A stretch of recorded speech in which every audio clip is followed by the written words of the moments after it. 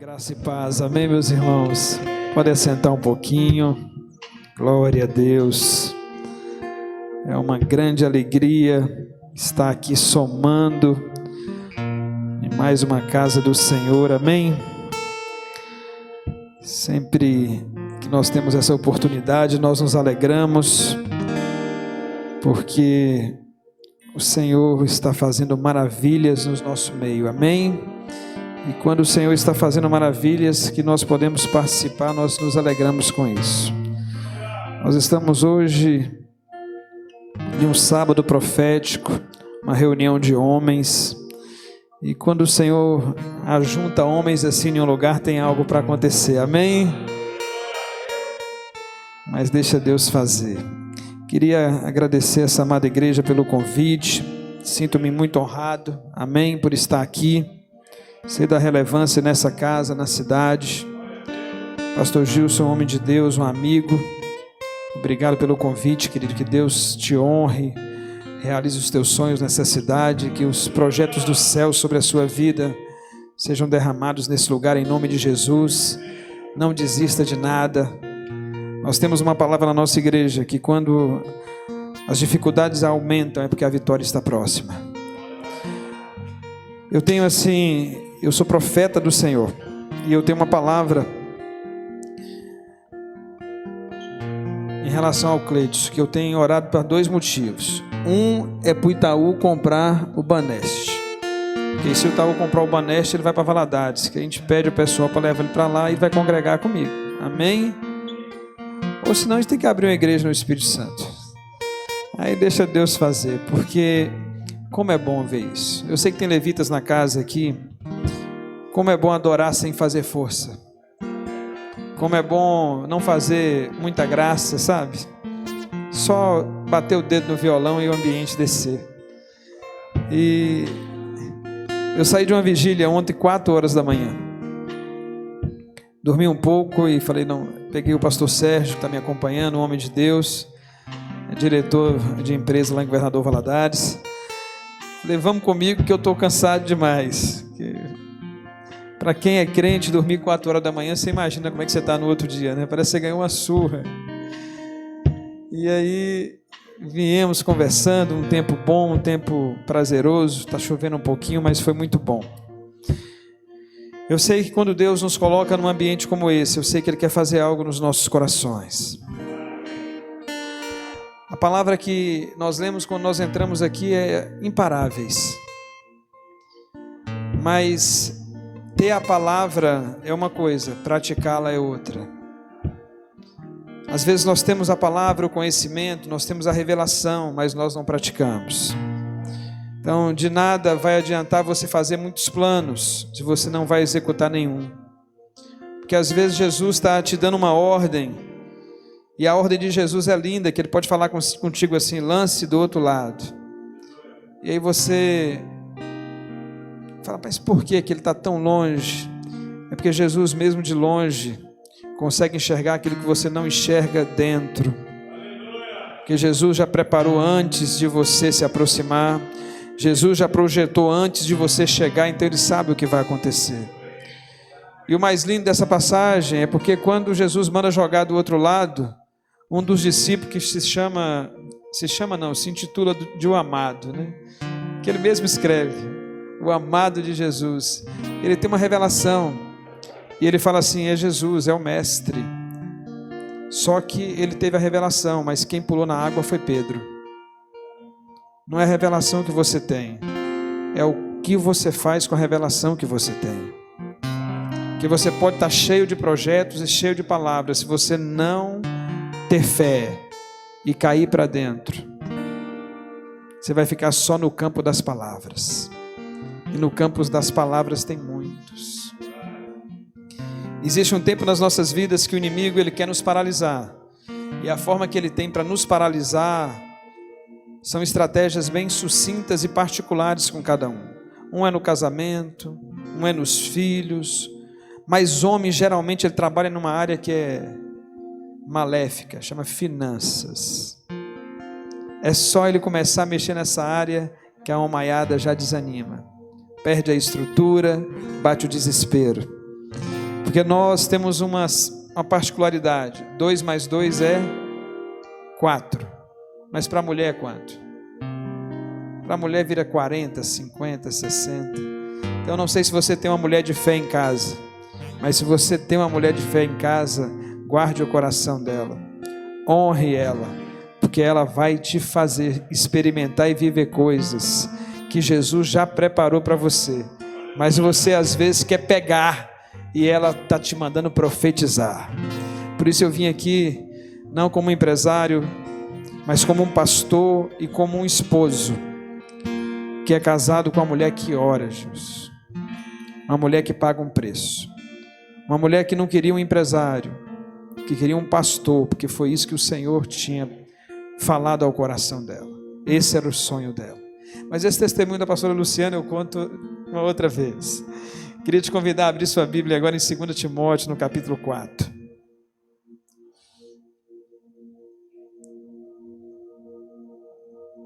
Estou orando, tá, Cleide? De que o Itaú mandar a oferta, ela fala: Jesus, que bênção. Ei, meu Deus, vai ser bênção demais. 2 Timóteo 4. Você pode ficar de pé. Espírito Santo, Tu és bem-vindo aqui, Senhor. Tu és bem-vindo nesse lugar. Nós queremos agora, pela Tua misericórdia, pela Tua graça, te fazer um pedido nessa noite. Nos esconda atrás da Tua cruz, Senhor. Nos revele o Teu Espírito atrás da letra. Pai, que nós saímos daqui sem lembrar o nome do pregador, do levita, mas que nós saímos daqui impactados pela Tua presença. Pai, aquilo que dá relevância na terra não toca no céu. Por isso nós queremos ter tesouros no céu, Pai. Nós queremos ter relevância no céu. Nos esconda atrás da Tua cruz. Fala através de nós, Senhor. Muda o nosso caminhar. Muda o nosso falar, é o que eu te peço em nome de Jesus. Amém. 2 Timóteo 4.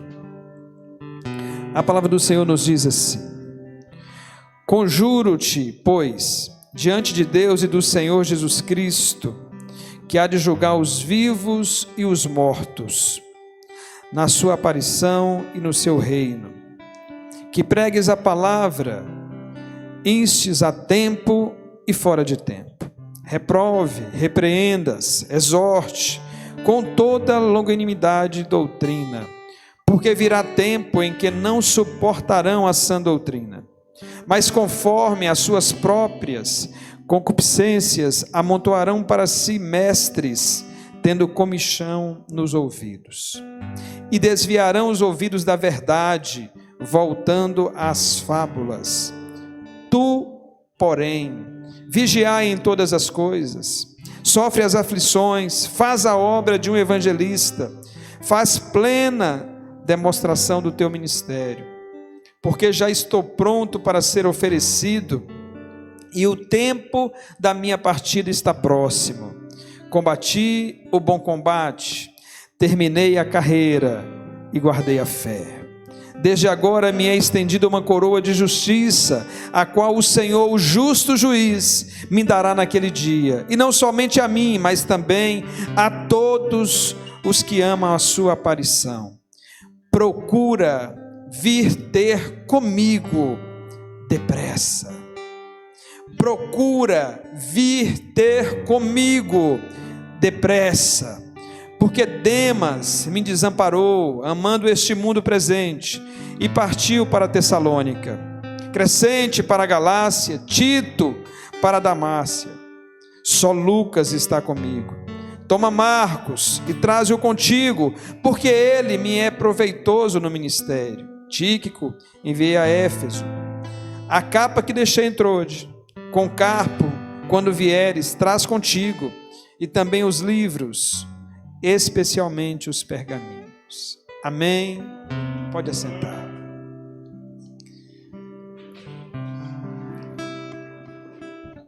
Aquele que está próximo de você, segura na mão dele aí, sentado mesmo onde você está. Fala com ele assim: não pare. Não, fala mais forte: não pare. Repete comigo: não pare. Você é um imparável. Você é um imparável. Agora você vai falar algo mais forte ainda. Fala assim: Conta comigo. Agora ficou difícil, não ficou? Repete aí, conta comigo. Eu sou um amigo. Eu sou um amigo. Amém? Dá uma salva de palmas para Jesus.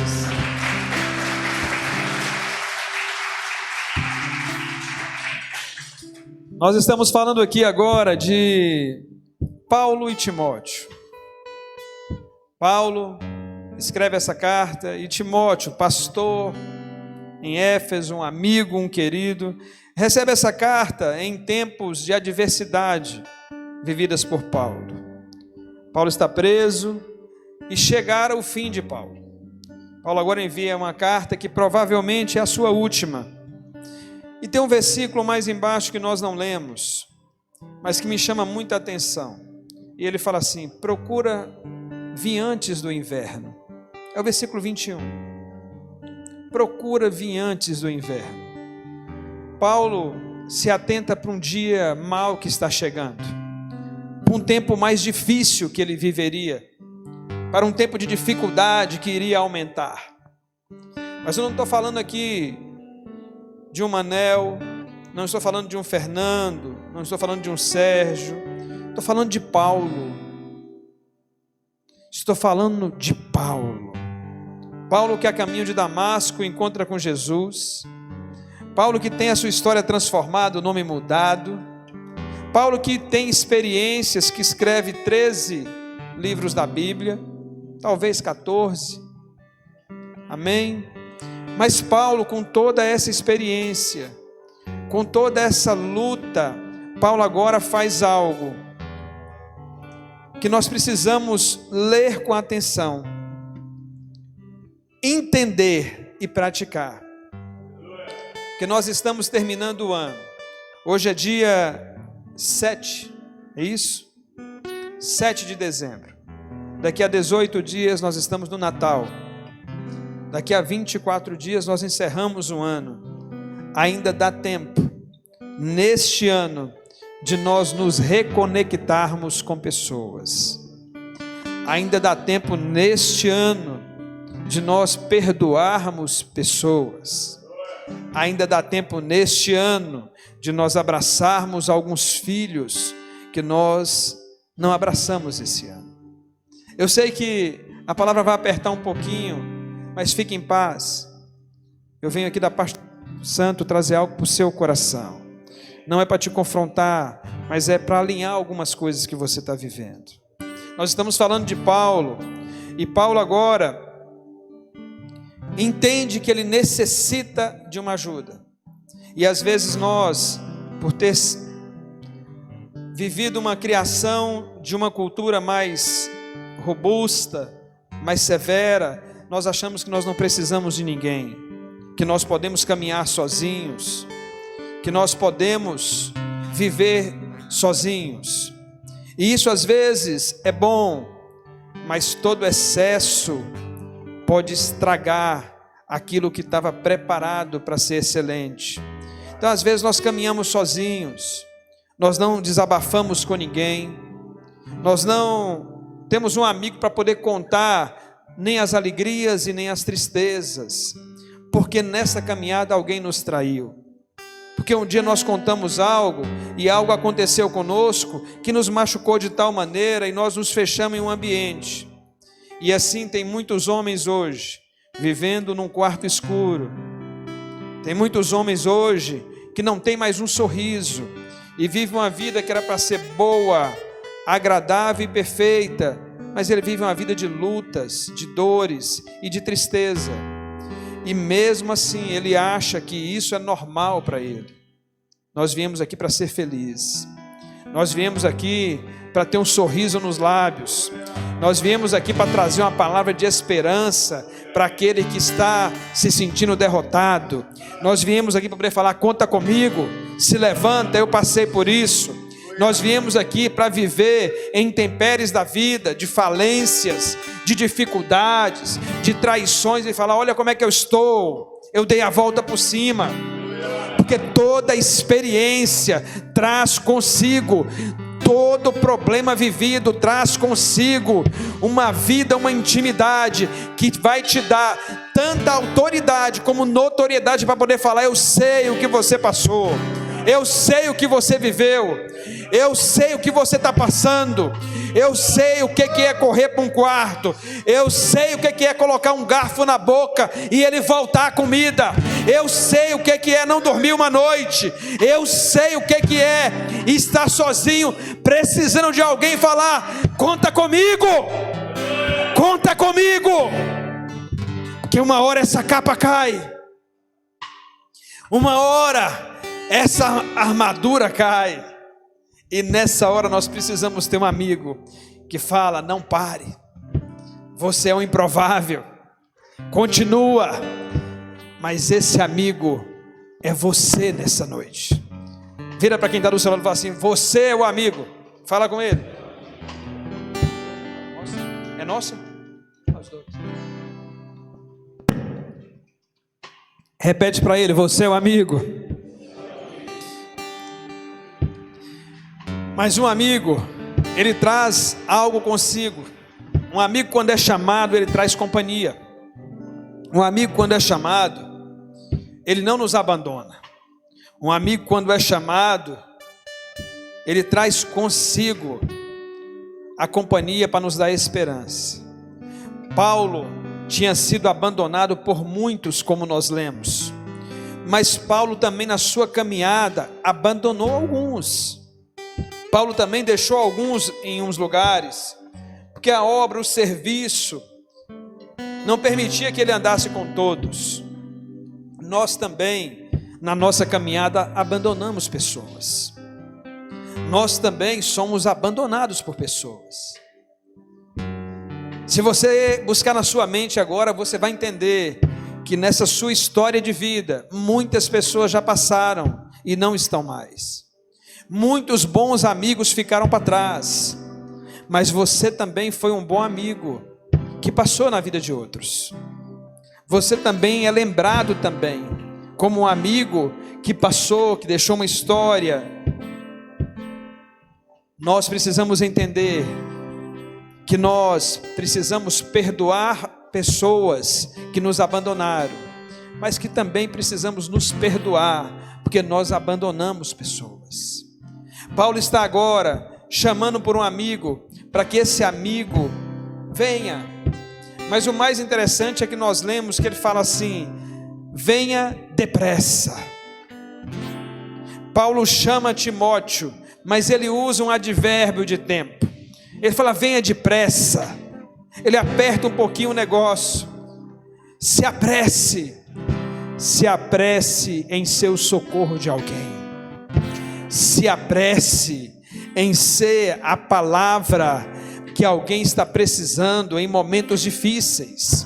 Se apresse, porque tem pessoas clamando por socorro, e nós estamos escolhendo as nossas individualidades, e esquecemos que nós podemos ajudar aqueles que estão à nossa volta. Se apresse. Paulo pediu socorro para um amigo. Quantas vezes nós deixamos de escapar o refrigério, nós deixamos escapar o orvalho na vida de uma pessoa, porque nós não estamos importando mais com as pessoas. Quantas vezes um amigo nos chama e nas nossas caminhadas passamos, prosseguimos. Hoje nós estamos numa era muito moderna, uma era da velocidade, de tudo é muito rápido. Nós precisamos entender que tem amigos nos chamando, querendo a nossa companhia, querendo um amigo para poder conversar, para poder desabafar, para poder escutar aquilo que ele está vivendo. Mas um amigo que seja um homem de Deus, um amigo que fale com ele assim: não desista, não separe da sua esposa, não abandone os seus filhos, lute. As nossas palavras precisam trazer vida e não morte. E tem muito homem de Deus, pastor Gilson, muito homem de Deus, que em momentos de dificuldades, eles precisariam entender aquilo que eles estão carregando, que aquilo que eles carregam é precioso, e eles liberam palavras que estão matando pessoas, estão tirando pessoas de caminhos, porque eles falam segundo a carne. Porque quem fala segundo o Espírito não manda ninguém separar, não manda ninguém deixar para trás, não manda ninguém abandonar filho, não manda ninguém abandonar uma luta, não manda ninguém deixar passar fome. Quem anda segundo o Espírito anda com compaixão, anda com misericórdia, anda com a palavra de esperança na boca, anda para poder mudar a situação do outro. Porque se é uma coisa na Bíblia, das mais certas e mais verdadeiras, é que nós vamos plantar e vamos colher. Não adianta você semear na vida do outro discórdia, achando que você vai colher na sua paz. Aquilo que você fala para o outro, você vai viver na sua, porque você está plantando.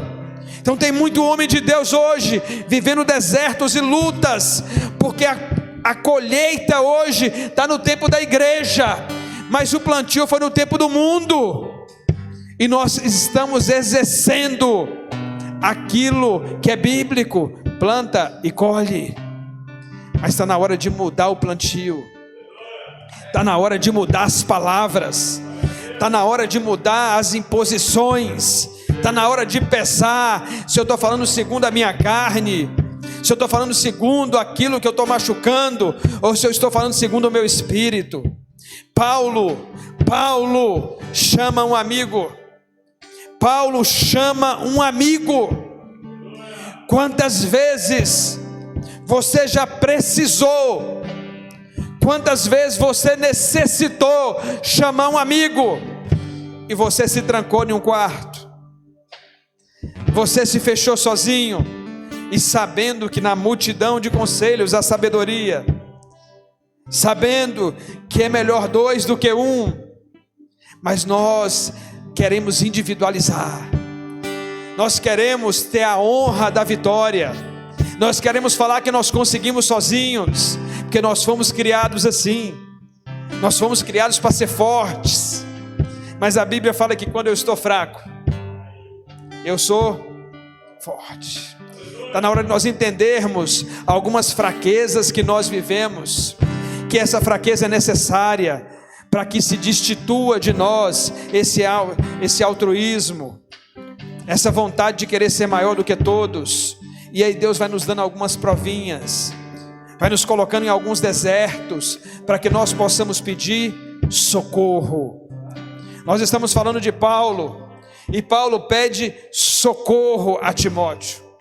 Paulo pede uma companhia, mas Paulo não estava só, mas pediu mais um amigo, e esse amigo teria que vir e trazer algo. Paulo falou: traz a minha capa, que eu esqueci em Troade. Em alguns momentos nós esquecemos a nossa capa para trás. Em alguns momentos da nossa vida nós esquecemos a proteção que nós temos. É necessário termos amigos para trazer a nossa memória que nós temos uma proteção, que nós possuímos uma capa, que nós andamos debaixo de uma provisão, que nós andamos debaixo de uma mão poderosa, que nos sustenta, que nos guarda. É necessário ter amigos que trazem essa capa novamente. Paulo chamou: vem depressa, traz a capa, traz a proteção. Tem muitos amigos nos chamando, porque nós somos proteção de muitos, nós somos referência para muitos, para uma esposa, para filhos, para parentes. E quando esses nos chamam, e hoje cada um de vocês deve ter aqui um WhatsApp, e às vezes é um simples oi, ora por mim, às vezes é um simples homem de Deus. Nós precisamos entender que às vezes essas pequenas falas são pedidos de socorro, e nós podemos exercer a misericórdia de socorrer pessoas, de segurar na mão de pessoas. Paulo agora chama por Timóteo e dá algumas instruções: traz minha capa, querendo um amigo por perto para ter companhia, querendo um amigo por perto para ter a proteção de uma capa que lhe faltou, mas ele pede também instrução. Traz meus livros, traz meus livros, traz a instrução que eu deixei para trás. Nós somos amigos que levam instruções para outros, porque nós possuímos experiências de lutas vencidas. Cada um de você que está aqui, cada um de vocês que assentaram nessas cadeiras hoje, já venceram batalhas na vida, já passaram por dificuldades e estão de pé. Entraram em um ano que para todos seria um ano de muita dificuldade, e mas nós estamos aqui dia 7 de dezembro. Não importa o que nós vivemos, nós estamos de pé. Talvez muitos que entraram aqui, Gilson, não estão aqui hoje. Muitos que passaram aqui de carros importados, aqui por Carlos Chaga, não estão aqui mais. Mas nós aqui nas nossas lutas e dificuldades, estamos de pé. Faça uma pequena análise. Pare um pouco. Veja a sua história com bons olhos. Comece a ver as suas histórias com bons olhos. Quando eu entrei aqui em Carlos Chaga, eu falei para o Gilson: falei, pastor, tem algo interessante aqui na cidade. Eu tenho um amigo de infância, não tenho mais, que ele já faleceu, e que nós éramos vizinhos no Pará de fazenda, e o pai dele era de Carlos Chaga. E tem uma história muito trágica na vida do pai dele, aqui em Carlos Chaga. Aconteceu algo muito trágico com eles aqui, e eles foram embora para o Pará. Feito todas as vezes que eu passo em Carlos Chaga, eu lembro disso. Falei, meu Deus. Mas é algo que eu escutei lá atrás. Só que isso que eu escutei foi há 35 anos atrás. E a história tem 50 anos. E foi ontem. Ela está na minha mente. Há 50 anos atrás, aqui em Carlos Chaga. Seu Salu Andrade, vizinho nosso de fazenda. Aconteceu algo trágico com ele aqui, ele foi embora para o Pará. Passou. Ele já faleceu. O filho que era meu amigo já faleceu. A vida é um sopro. A vida passa. E nós às vezes estamos aí analisando as nossas dificuldades. Sentados aí agora pensando que nós estamos com um problema assim, um problema assado. Esse problema está te forjando. O problema é que às vezes nós pegamos um problema e contextualizamos ele, Gilson, com a sociedade. O que vão falar? O que estão falando de mim? Eu estou falando de Paulo. Estamos falando de Paulo, que dos 66 livros, 13 foi escrito por ele. Estamos falando dele. Paulo agora pede socorro, pede ajuda a um amigo. Vem depressa. Não podemos mais sair de um ambiente como esse, profético, de palavras, e chegar em casa e liberar uma palavra de terror, liberar uma palavra de medo, liberar uma palavra de retrocesso para a vida daqueles que estão à nossa volta. E muitos de nós, às vezes, por não entendermos o que nós carregamos, falamos coisas que se conectam com o céu de forma errada. Você não vai dar em nada, você não presta. Às vezes na nossa ira, na nossa humanidade, na nossa criação mais severa de homens, nós liberamos palavras nesse sentido. Você não presta.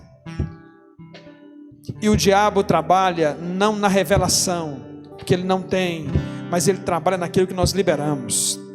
Você sabe, um dos maiores erros de homens de Deus é usar a seguinte fala: se me acontecer isso, eu vou fazer isso. Quantos aqui já falaram isso? Essa fala é nossa. Se fizer isso com a minha filha, eu vou fazer isso. Lembra que a gente tem essa mania? Você deu para o diabo o quê? O caminho para ele estragar a sua vida. Você deu a estratégia, Jesus. É simples. Não, se fizer isso com a minha filha, eu vou fazer tal coisa. Prepara para fazer. Porque você deu a estratégia para o diabo. Não, se fizerem isso com meu filho na escola, eu vou agir assim. Prepara.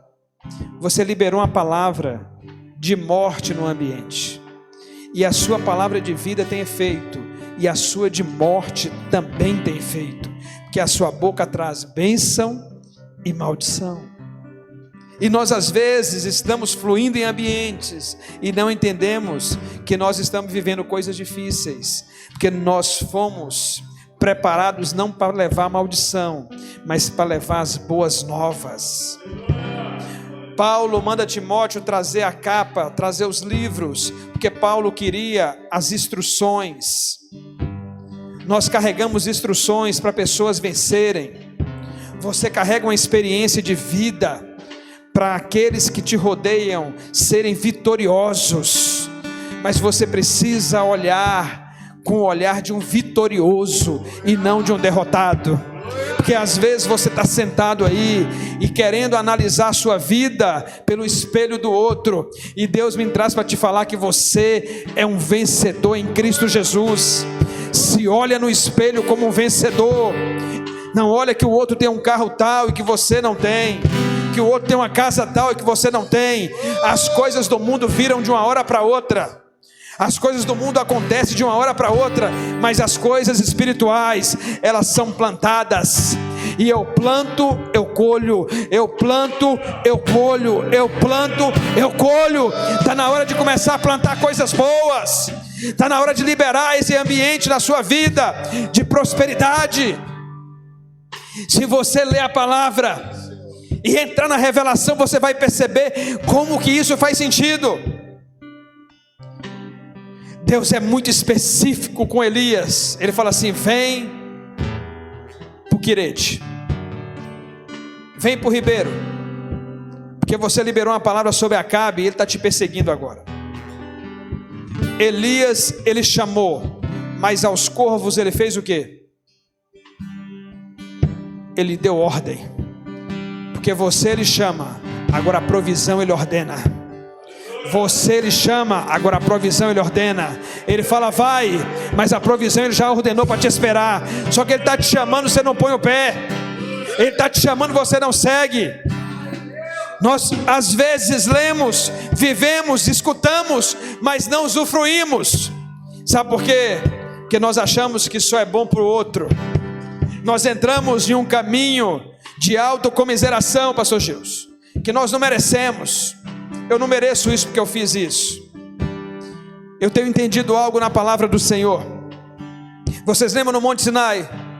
Moisés está ali 40 dias com quem? Com Deus. E ele desce do Monte Sinai com o que escrito?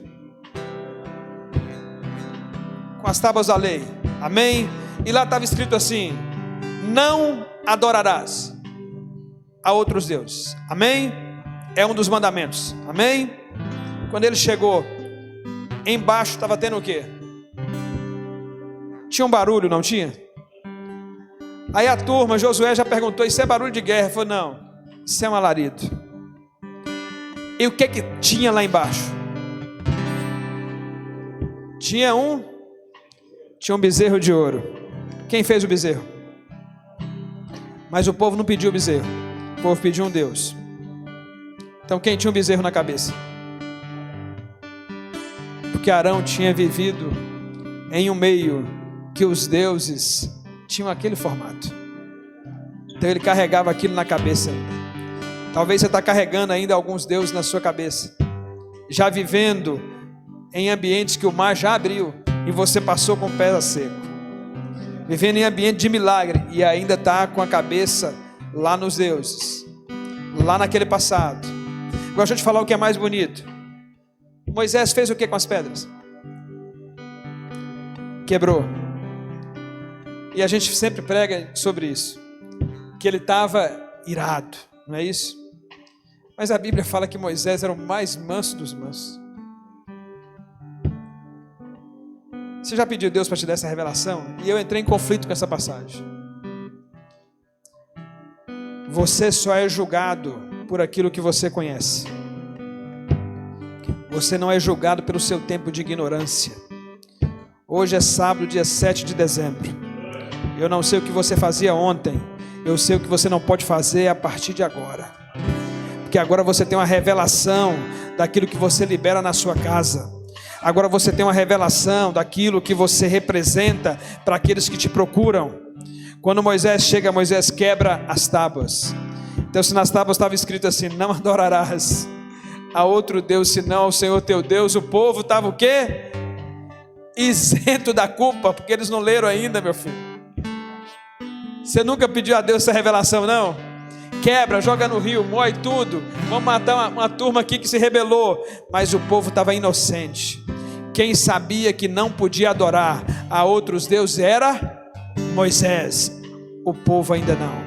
Você hoje sabe que você não pode amaldiçoar sua família, que você não pode falar que sua filha é uma vagabunda, que você não pode falar que a sua esposa não vale nada, porque aquilo que não tem valor perde o valor. Aquilo que eu não valorizo não vai ter valor. Só tem valor aquilo que eu valorizo. Então a minha igreja é uma bênção, a minha esposa é uma bênção, as minhas filhas são uma bênção. Mas meu filho está assim. Rapaz, a expectativa do diabo é essa, mas a minha é no céu.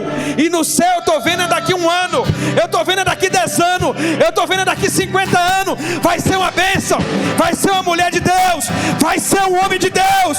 Por que que o filho do outro converte depois de 30 anos e o meu não? Meu filho, você não conhece o Deus que você serve. É porque você quer dar uma resposta para a sociedade. Você está aqui para dar uma resposta para o céu. Você está aqui para poder refletir a glória do céu e não da terra. É o céu que importa.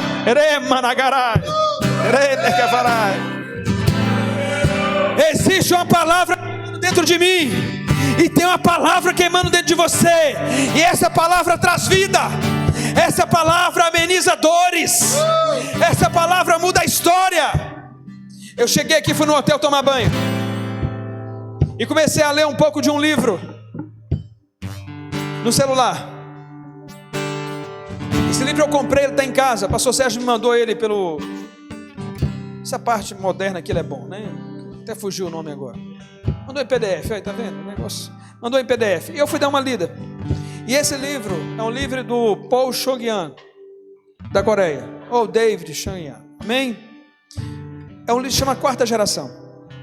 E eu li só a introdução. A igreja da turma é a maior do mundo. Tem 800 mil membros dentro de uma igreja, na Coreia do Sul, em Seul.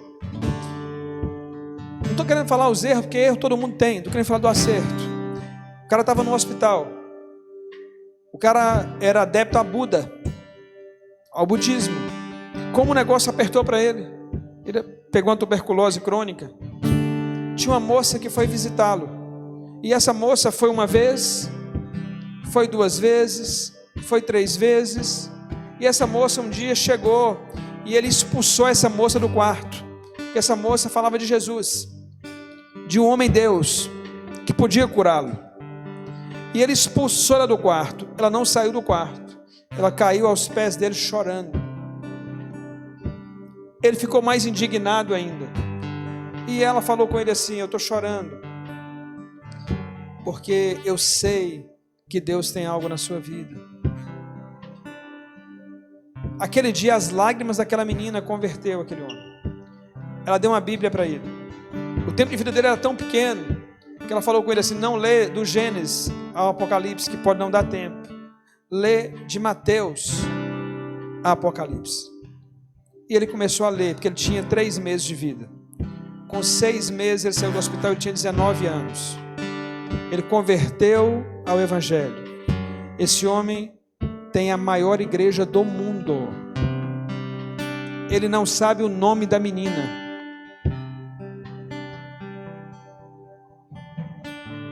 Você crê num negócio desse? Já imaginou quantas vidas foram transformadas por aquele ministério? Quantas vidas estão esperando de homens como nós segurar na mão e falar assim: não desista da sua família, rapaz. Mas eu quero desistir, eu quero pegar uma mochilinha e ir embora. Esse é o caminho do covarde, do que desiste. E você foi chamado por valente. Você não foi chamado, eu quero dar um tiro na minha cabeça. Você foi chamado de valente, não é de covarde. E esse caminho aí é o do covarde. Eu quero desistir de tudo. Quem desiste é covarde. E você não vai escolher esse caminho mais fácil. Você vai lutar e vencer isso. Conta comigo que eu estou junto com você.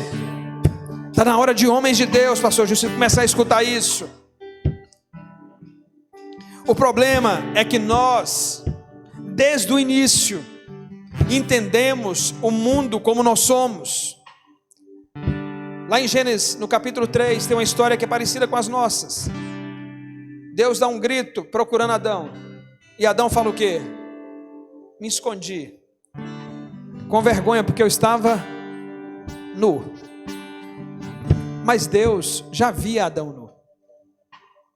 O detalhe agora é que Adão estava se vendo. E como eu me vejo, eu projeto no outro. Esse é o meu problema.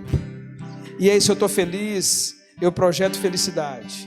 Mas se eu estou triste, eu projeto tristeza. Deus te chamou como missionário. Deus te chamou para participar de uma grande comissão, de fazer o ID do Senhor. Deus te chamou para ser uma palavra de esperança no meio dos seus. Deus te chamou para não abrir mão de nada, para ir até o final.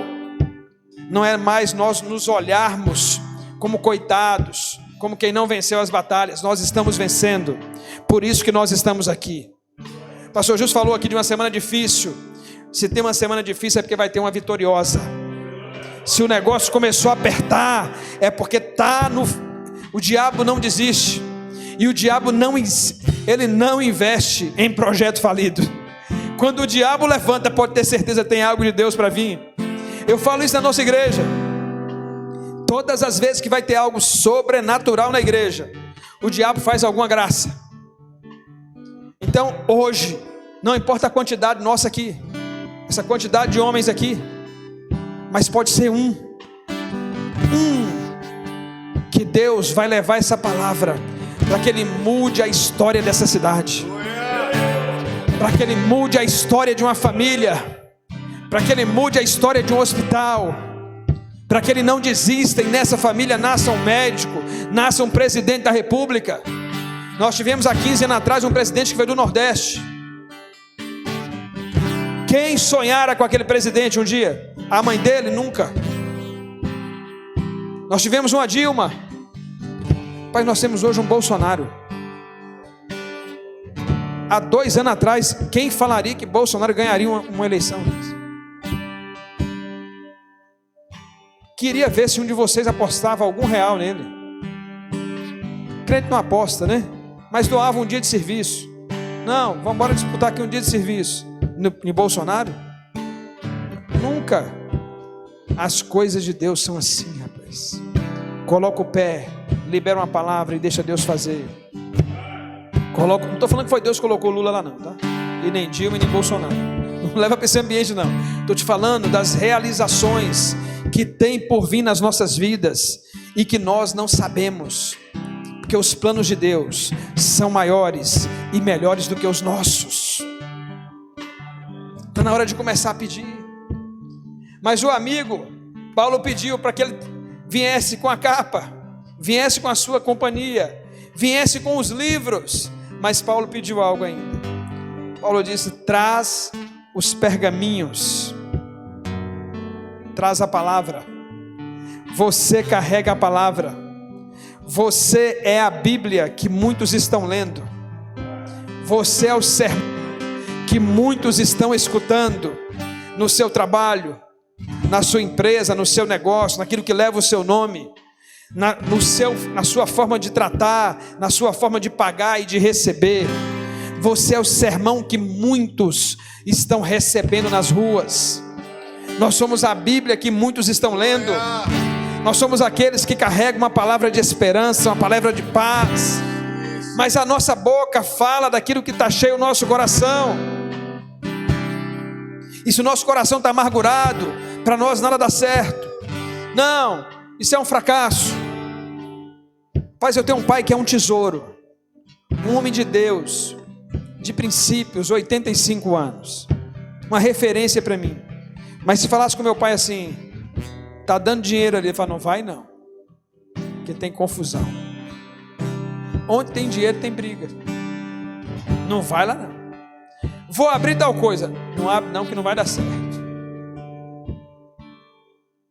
Misericórdia. Mas eu não posso julgá-lo. Ele não conhecia a palavra que eu conheço. O que eu tenho que fazer é amá-lo. O que eu tenho que fazer é não replicar aquilo que eu recebi. Então minhas filhas falam assim: pai, eu falo, vai, cai para dentro. É de Deus. E se não der certo? Se não der certo, lá na frente nós vamos entender que houve experiência nisso. Que até para dar certo um dia teve que fracassar várias vezes. Mas aí na nossa história a gente tem um fracasso. Nós desistimos. Nós poderíamos entrar aqui em qualquer estatística. Você sabe quantas vezes um leão caça para poder ter êxito na presa? Mais de 10 tentativas.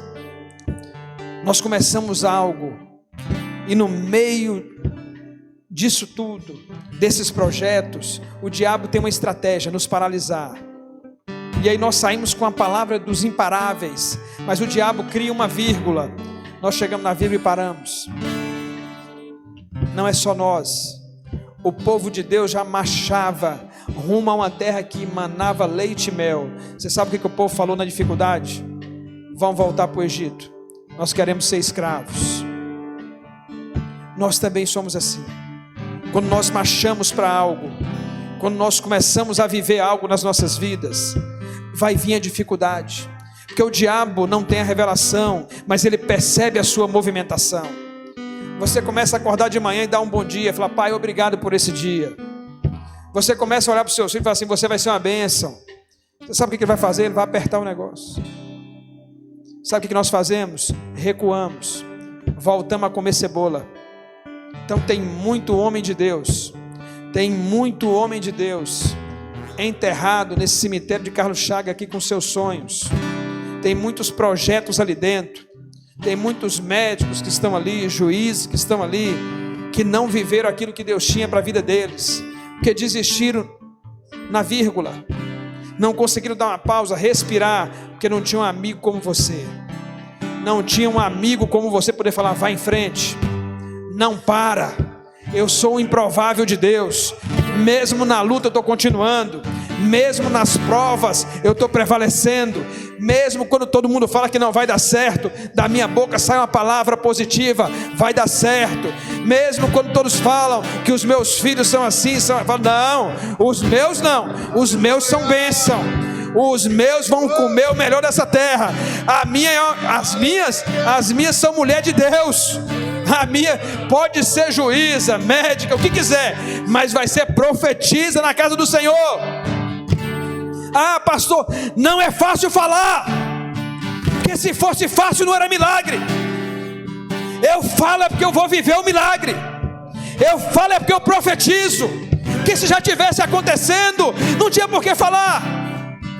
Porque quando está acontecendo, pastor Gilson, quem fala é os outros. Mas quando está incubado, quando está sendo gerado, quem tem que falar sou eu. Porque quem sonha sou eu. Quem recebeu a palavra sou eu.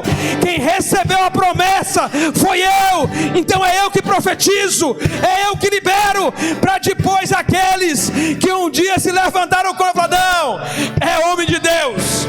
É homem de Deus, porque falou e se cumpriu. Está na hora de viver isso. Está na hora. Chama um amigo. Não fica sozinho na luta. A luta às vezes nos faz cansar.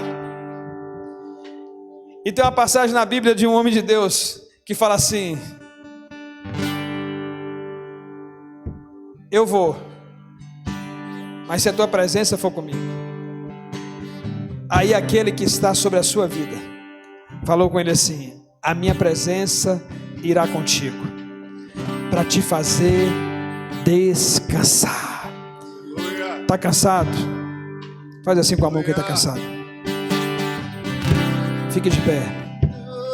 Eu sei que as lutas cansam. Você sabe o que é mais lindo quando a luta está cansando? Quando a gente está cansado na luta, chega um amigo e fala assim: não desiste. Mas não Deus já viu o teu sucesso. O diabo está tentando te parar, porque a tua vitória será grande. Será se nós temos falado isso para algum amigo? Será se numa reunião de homens como essa quantidade de homens, nós temos tido essa palavra na nossa boca? Será? Você sabe o que eu acho mais lindo? Quando tudo deu errado para Pedro, que a referência de Pedro acabou, ele já não estava ali mais. E o ruim não foi só a referência acabar, Cleiton, porque além da referência acabar, ele ainda comete um ato errado antes da referência ter saído. E aí Jesus é crucificado, Jesus já não está ali mais, e Pedro tem na mente: eu neguei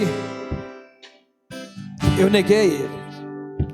Só que Pedro, ele sai do ambiente, mas ele vai para onde? Vocês lembram? Ele foi pescar. Gostaram? Foi pescar. Mas Pedro não foi sozinho. Pedro foi pescar e levou mais 6. Porque Pedro tinha amigos. Mas Pedro foi fazer algo errado. Cuidado, porque você pode estar levando pessoas para lugares errados, porque você é uma liderança. Só que quando você tem um coração que vem na IERB, que escuta uma palavra como essa, o Senhor vem e pergunta: tu me amas? Tu me amas? Então apacenta as minhas ovelhas. E a palavra mais profunda é tu me filéu. E ele responde ágapo. E Jesus pergunta filéu. Ele responde ágapo. Porque o amor no sentido filéu no hebraico é um outro tipo de amor. É um amor que vem do céu, um amor intenso. E o ágape é um amor apaixonado. Mas Jesus entende isso e vai corrigindo ele para ajustando, como ele está fazendo conosco aqui. Vai nos corrigindo, vai nos ajustando. Porque nós viemos aqui para apacentar ovelhas. Nós viemos aqui para cuidar de ovelhas. Pedro correu para os amigos e Jesus veio até ele. Judas correu para a religião.